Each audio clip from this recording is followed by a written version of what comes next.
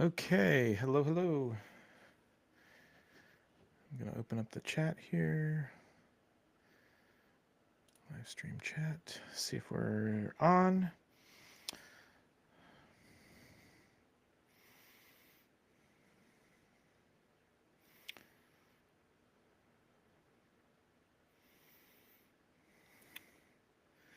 Okay. Hello, everyone.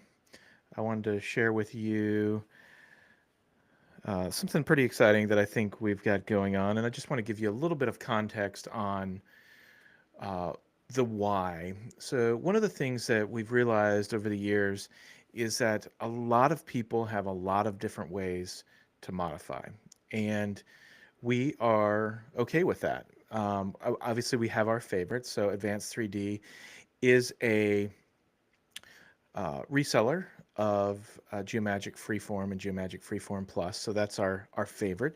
But you'd have the people that want to use Mesh Mixer or Blender or even some of the O&P specific software um, that create carvings and such. And so that's what I think is really neat about this is it allows people to create modifications in whatever they're most comfortable creating it. And then what you do is you line the socket with your trim lines or without, however you want, and you put it on a locking mechanism. And currently we run either the Bulldog style, Puck style, APC style lock, um, or a Coyote lock. And so those two locks are very easy to create voids. They're drop-ins. And so that's where we're at is how do we how do we get from our shape and then allow the clinician to really step out of the process and say, hey, for this check socket, I want a 5 millimeter check socket with a bulldog or a coyote lock, and you get these consistent recipes every single time. Now, one of the things that we have done is that tool pathing is a big, big deal. And so one of the things that we've done is we've created some ways to help speed up the process. So we like using a lofted distal end where you don't have any overhangs, but it does take longer to print. And sometimes that can be a problem. Or not necessarily a problem, you just want to have more throughput. And so what we've done is used some of this to our advantage on creating a way you still get the over the shapes or that loft, that straight shape, but you create a way for the printer instead of doing infill to create some reinforcement at the bottom. So I think that's a pretty neat thing. You can use it with or without. And then we also have an option for vase mode. So that is pretty cool as well. So, without further ado, oh, and let me just say this too. If you are an O&P company that has a software that does not let a person take out the mesh before the final product, my request to you would be please do that. Still charge for whatever you want for creating a modified model, but allow people to get out the mesh with trim lines, whatever it is, before you make them create a device. And I think what that does is allow clinicians to have creativity in the process as well. And I think that's very, very important.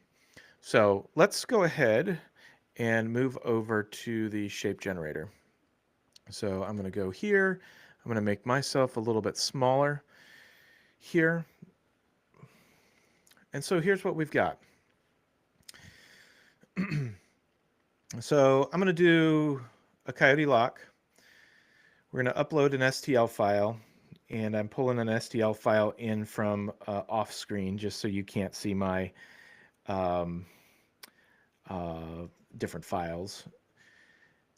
And so I'm going to double click here. So you're going to see this blue line going across, and then boom, your socket is ready to rock and roll. Now, one thing is we say that you need to, and I'm going to show you on this screen, you need to have the posterior aspect of the socket facing the back, and then the locking mechanism is down here. And we give you the locking mechanism so you can line those up. So don't hesitate to reach out if you want. It's just the dummy side of things, so you know where to put this part. So this is the input, and you can see this is fairly pixelated. It's a very lightweight file. But this is what we want, and this is what we're getting. So here we go. So this means that this socket is a right socket. And so what we're going to say is, you know what? We don't want the button on the lateral side. We want it on the medial side. So we're going to update the preview here. Boom. So now you can choose your socket thickness. So depending on what nozzle you run. So we like running either, if we're running a 4 millimeter socket, we like to run 4 1 millimeter perimeters, or 2 perimeters of 2 millimeters wide. And then you can just do the math from there. And I'll go through these other options here too. But so right now, we're going to say create my socket, update preview.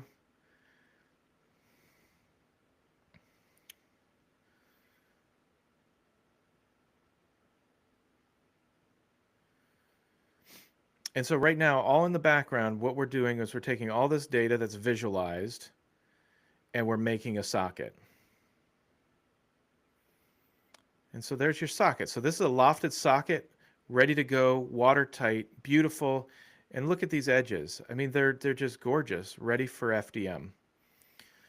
So let's just say that you didn't want a loft, but you wanted the distal reinforcement. So we're going to go distal reinforcement. We're going to update the preview.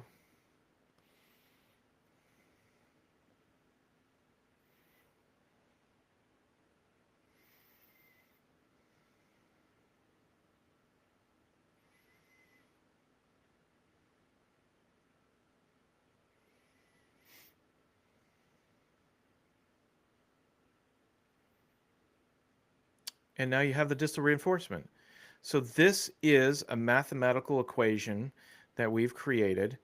And what's also neat is we've taken the consideration of, so typically when you slice through this area, you're actually wider than what you're wanting to extrude. So what we've done is created all this area to be consistent thickness. So when you're doing that or a vase mode, you're ready to go. So literally, if you're happy with what you have here, you just press download my socket, and then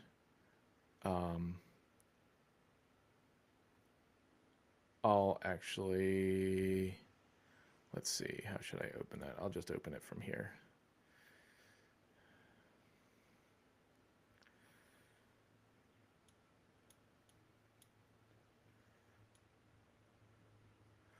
So this is in our bamboo slicer, but you can see that we've just got a really nice socket ready to print. And these are just, they really are beautiful sockets. So that's how you get sockets in seconds. And I think it's an interesting way to go. And I also think that this is going to be the future, where you have multiple workflows of known orientation, and they go from there. So thanks so much for watching. I hope you have a great weekend. Reach out if you want to know more. This is probably coming very soon. Probably, I mean, it's kind of ready now. We're doing a soft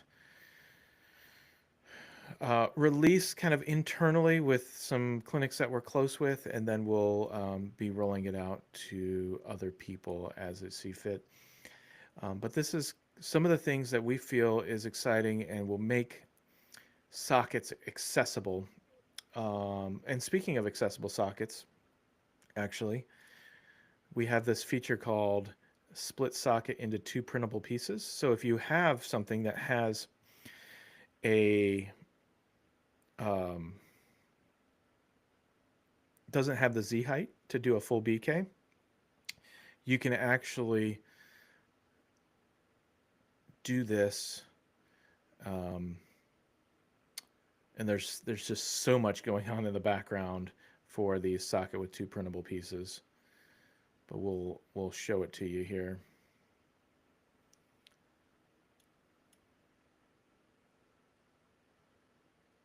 And there it is. So these are actually two pieces. Let's just download this so you can see it here. Allow.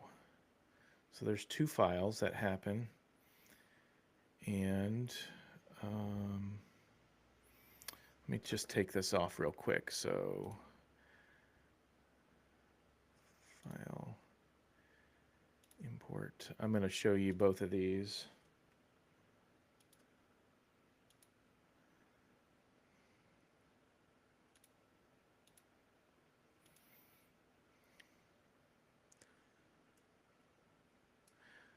Okay, so now we're back. So this, you get an idea of how this works. And just look how close this is to the original mesh. I mean, it's just gorgeous.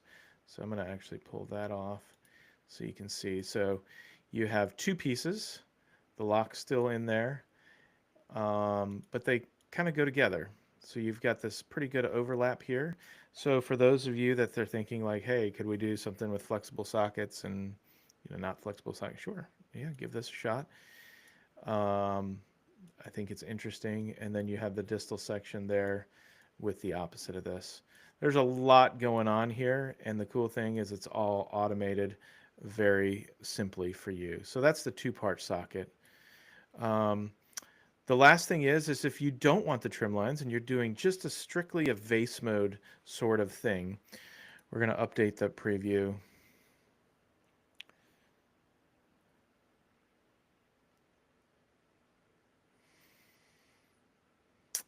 And so with these, the measurements are very intentional. So you can see, hey, this is 271. Well, your Bamboo printer goes up to 256. So you're, roughly 20 millimeters tall. So you're going to have to split it. And so it splits it into two almost equal spots. So you've got 155 millimeters. So technically, you could actually do this one probably on an A1 Mini. Oops, I had split to two printable pieces on, so let's take that off.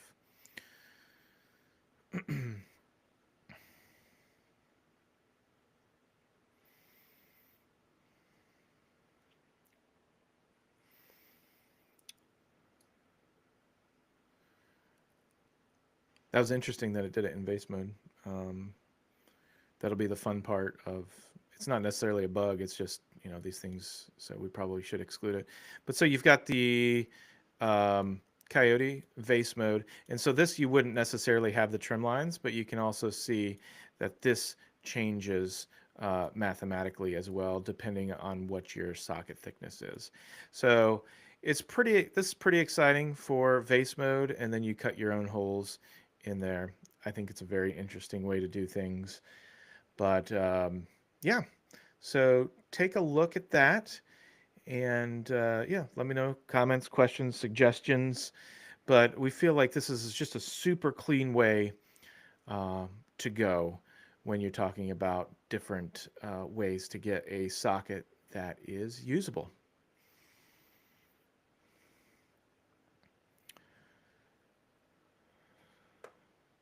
So, hey, listen, thanks so much for watching this. If you need anything on the prosthetic and orthotic side, Advanced 3D is there for you, whether you've never done anything digital in your life before or you're looking to figure out how to incorporate definitive sockets into your workflow. We're here to help you out. There's a lot of really cool things coming out this quarter from us. We've been around for a little bit of time, but we really haven't been pushing super hard on some of the things that we've been up to the last little bit of time. So, uh, if nothing else, keep an eye on what we're doing. Keep an eye on the space. There's some exciting things. Very talented people also around the world that are doing some amazing digital things. So, thanks so much for watching. I hope you have a great rest of the day.